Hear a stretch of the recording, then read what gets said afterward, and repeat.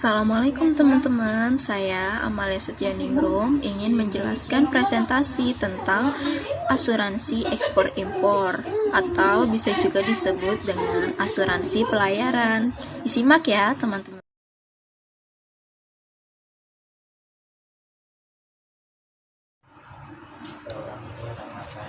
Asuransi pelayaran.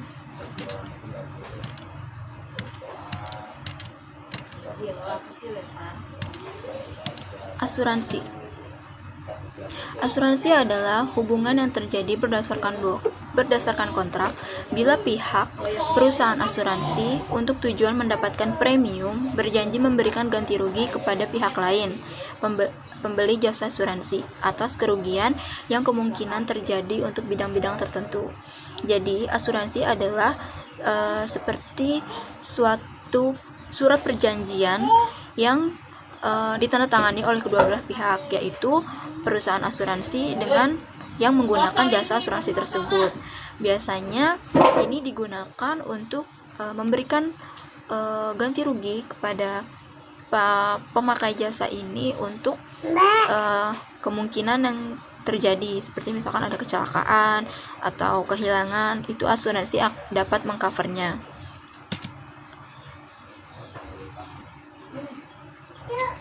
Kemudian ada ketentuan asuransi. Ketentuan asuransi itu ada 3. Yang pertama, dalam KUHD buku pertama bab 9 pasal 246 sampai dengan 286 mengenai asuransi pada umumnya. Yang kedua, yaitu KUHD buku 2 bab 9 pasal 592 sampai dengan 685 mengatur asuransi pengangkutan di laut. Yang ketiga, Undang-Undang Pelayaran Nomor 21 Tahun 1992 Pasal 86 tentang tanggung jawab pengangkut. Lalu ada jenis-jenis asuransi. Jenis asuransi ini dibagi menjadi 2, yaitu asuransi kerangka kapal. Nah, asuransi kerangka kapal ini adalah asuransi yang menutup kemungkinan kerugian akibat terjadinya pelanggaran, kecelakaan, kerusakan, dan cuaca buruk. Asuransi ini biasanya ditutup oleh pemilik kapal. Lalu yang kedua, ada asuransi muatan. Asuransi muatan ini juga dibagi menjadi 2, yaitu Cargo Marine Insurance dan Cargo Liability Insurance. Cargo Marine Insurance yaitu asuransi yang ditutup oleh pemilik barang atas kemungkinan kerugian yang disebabkan oleh kerusakan atau kehilangan barang selama pelayaran. Lalu Cargo Liability Insurance. Asuransi ini ditutup oleh pengangkut atas kemungkinan kerugian yang disebabkan oleh adanya tuntutan dari pemilik barang karena terjadinya kerusakan atau kehilangan barang. Jadi, kalau misalnya yang pertama itu kalau Cargo Marine Insurance itu asuransi yang ditutup oleh pemilik barang atas kemungkinan kerugian yang disebabkan oleh kerusakan selama pelayaran. Sementara kalau yang cargo liability itu barang-barang milik pribadi selama pelayaran. Lalu saya akan menjelaskan tentang premi asuransi. Premi asuransi yaitu iuran berupa uang yang dibayarkan pada waktu tertentu oleh tertanggung kepada perusahaan asuransi yang mempertanggungkan.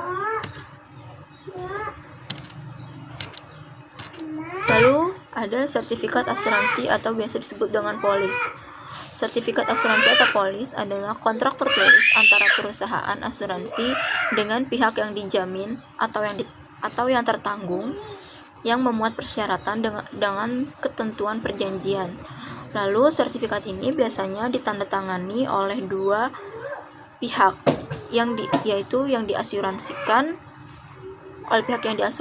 sebelum dikirim ke perusahaan asuransi. Jadi ditandatangani oleh 2 pihak ini, yang memakai asuransi dan yang memberikan jasa asuransi tersebut. Lalu ada asuransi pengangkutan barang. Asuransi pengangkutan barang atau marine cargo. Nah, asuransi menjamin kerusakan atau kerugian barang yang diangkut dari satu tempat ke tempat lain.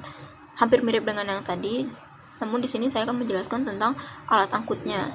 Nah, kalau alat angkut daratnya ini ada truk, ada kereta atau trailer. Lalu kalau melalui laut bisa menggunakan kapal.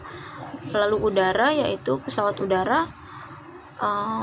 Alat angkut ini asuransi yang mengangkut barang untuk menjamin kerugian-kerugian terhadap risiko-risiko yang terjadi selama pengangkutan barang tersebut. Nah, risiko-risiko yang terjadi biasanya itu ada 3: kecelakaan angkut, kegiatan bongkar muat, kontribusi kegiatan umum. Nah, yang pertama kan ada kecelakaan alat angkut.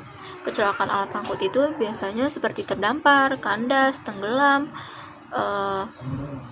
tabrakan, atau terbalik, misalkan di laut gitu kan. Lalu ada juga kegiatan bongkar muat di pelabuhan darurat, yaitu ada juga tentang yang misalnya karena kebakaran harus bongkar muat, lalu kesambar petir, ada gempa bumi, terus ada letusan gunung berapi, atau bahkan sampai pembuangan barang ke laut atau biasa disebut jettison. Lalu ada kontribusi kerugian umum yang biasanya disebut dengan general average dan penyebab-penyebab lainnya. Sementara itu, pihak yang menjadi tertanggung adalah perusahaan dan perorangan langsung itu atau instansi. Jadi perusahaan yang memberikan jasa dan orang tersebut atau instansi yang menggunakan gitu. Lalu jenis asuransi marine yaitu ada asuransi marine atau air cargo inter-island. Yang kedua, asuransi marine cargo open cover. Yang ketiga, asuransi marine atau or air cargo export import. Yang keempat, asuransi marine or air cargo inland transit. Lalu selanjutnya ada asuransi perdagangan. Asuransi ini memberikan ganti rugi kepada tertanggung terhadap kemungkinan resiko kerugian akibat tidak diterimanya sebagian atau seluruh pelunasan pembayaran dari pembeli yang disebabkan oleh risiko komersial atau risiko politik. Jadi asuransi ini memberikan ganti rugi akibat tidak diterimanya pelunasan atau pembayarannya belum lunas, terus tiba-tiba batal atau gimana, yang yaitu penyebabnya oleh risiko komersial atau risiko politik. Lalu asuransi perdagangan itu ada 4, yaitu asuransi kredit ekspor impor, credit insurance, asuransi kredit perdagangan domestik atau domestic credit insurance, asuransi pembiayaan tagihan ekspor atau bisa disebut export bill insurance, dan yang keempat asuransi pembiayaan tagihan domestik atau domestic credit insurance financing. Lalu ada asuransi kredit. Asuransi kredit adalah jenis asuransi yang memberikan proteksi kepada bank atau lembaga keuangan atas risiko kegagalan debitur di dalam melunasi fasilitas kredit atau peminjaman tunai yang diberikan oleh bank. Lalu asuransi peminjaman, bentuk perjanjian antara surety dan prinsipal, di mana pihak pertama yaitu surety memberikan jaminan untuk kepentingan pihak kedua yaitu prinsipal bagi kepentingan pihak ketiga yaitu obligee. Lalu selanjutnya ada asuransi aneka atau miscellaneous insurance. Asuransi yang diberikan atas kehilangan uang tertanggung selama disimpan di dalam berangkas, lemari besi, atau tempat penyimpanan uang lainnya, selama dalam pengiriman dari satu tempat ke tempat yang lain, selama disimpan di kasir atau loket-loket di mana transaksi dilakukan, serta menjamin hilangnya uang tertanggung akibat ketidakjujuran karyawan yang dipercaya dalam mengelola keuangan. Jadi asuransi aneka ini tuh asuransi memberikan jaminan atas kehilangan uang yang disimpan di dalam berangkas, lemari besi, ya biasanya ini akibat ketidakjujurannya para karyawan.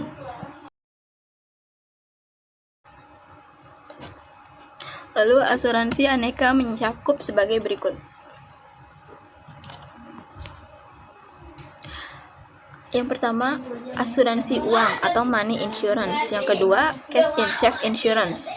Asuransi untuk menjamin kerugian atas hilangnya uang tunai yang dapat disamakan dengan uang yang peristiwanya terjadi di tempat atau ruang penyimpanan selama 24 jam dalam sehari.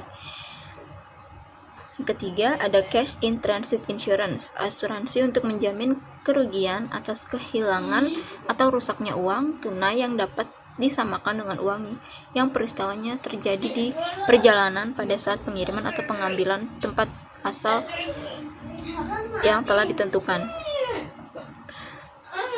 Jadi asuransi aneka ini lebih ke tentang uang yang hilang gitu. Lalu ada yang namanya asuransi pencurian atau perampokan. Nah, asuransi ini menanggung kerugian akibat dari pencurian yang pencurinya memasuki ruangan yang ditempati tertanggung dengan jalan kekerasan atau pembongkaran dan juga menyebabkan kerusakan atas barang-barang milik tertanggung. Nah, kalau ini asuransi yang diganti akibat adanya perampokan, masih berkaitan dengan uang dan juga barang-barang milik pribadinya. Lalu yang terakhir ada asuransi movable all risk insurance. Dan yang terakhir ada asuransi fidelity guarantee.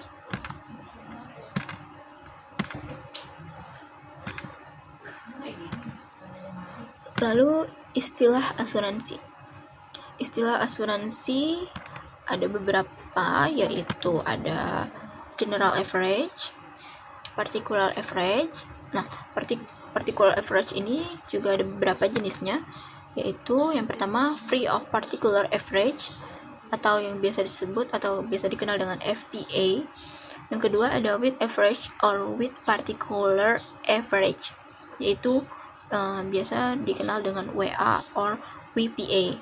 Yang ketiga yaitu all risks atau biasa disingkat dengan R.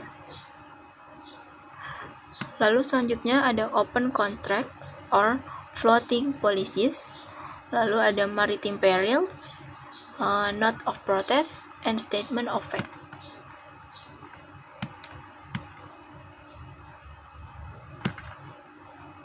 Badan yang terlibat dalam kecelakaan atau darurat kapal. Yang pertama ada Asosiasi Penyelamatan, yang kedua ada PNI Superior, dan yang ketiga ada Superior Klasifikasi Kapal. Lalu ada kompensasi kepada awak kapal. PNI Club mempunyai tanggung jawab untuk mengganti kerugian atau kompensasi yang diderita oleh awak kapal pada waktu meninggal dunia, terluka, atau sakit. Kompensasi ini juga mengganti kerugian atas kehilangan atau kerusakan barang pribadi bila kapal mengalami musibah. Jadi PNI Club ini bertanggung jawab untuk memberikan kompensasi ketika ada awak kapal yang sedang mengantar barang itu mengalami musibah kapalnya, seperti kapalnya tenggelam atau kebakaran, terdampar. Lalu di dalam musibah tersebut awak kapal itu mengalami kecelakaan juga, seperti misalnya terluka atau tiba-tiba sakit lalu meninggal dunia. Itu PNI Club akan memberikan kompensasi. Lalu juga biasanya dalam musibah ada beberapa barang yang mungkin hilang, misalkan seperti kayak pakaian, dokumen-dokumen pentingnya, tapi tidak termasuk dengan arloji, uang atau perhiasan, karena itu sudah ada asuransi yang lainnya. Seperti yang tadi saya sudah sebutkan, asuransi yang berkaitan dengan keuangan.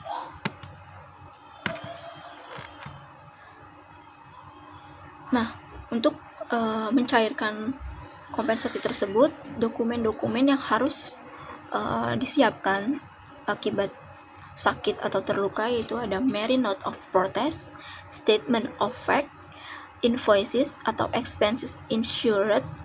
Yang keempat, statement from master, the circumstance surrounding the incident, doctor's prognosis report, crew list, crew contact, pre-medical report. Itu isinya tentang beberapa dokumen-dokumen seperti kayak laporan laporan dokter, laporan pengobatan, lalu kronologis kejadian tersebut bagaimana, dan sebagainya.